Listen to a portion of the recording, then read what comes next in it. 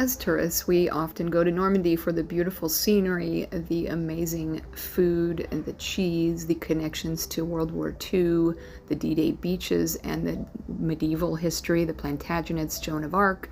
But did you also know that Normandy is the world's leading region for lace making? This was an awesome thing that we found out when we were there. And if you are looking for an off-the-beaten-path thing to do, add a stop to see one of many lace museums in Normandy. On our visit, we decided to go south from where we were staying down to Argenton and visit this particular museum, which unfortunately is now closed temporarily, but there are pieces of incredible lace in this museum that date back hundreds of years.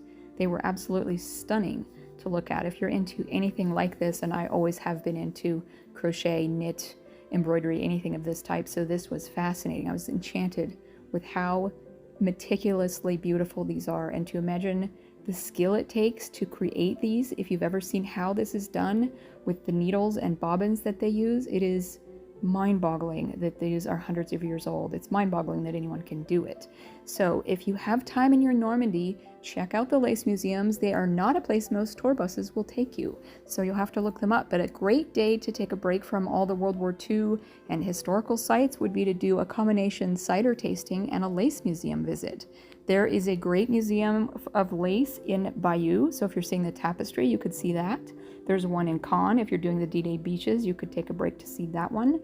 Then there's one further south in Alencon, which was a royal workshop established to create lace in the Venetian style in 1665. And there is a metalwork and lace museum in Villedieu, which is a little farther to the south and west, I believe.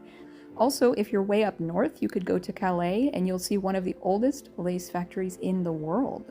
So if you are in Normandy and you're looking for something extra to do and maybe a little bit less historic and more crafty, definitely include a lace museum. Oh my goodness, this was so cool. So for all my history lovers, definitely include a lace museum on your next trip to Normandy if you're looking for a lesser known part of this beautiful area. Thanks for watching, and I'll see you in the next video.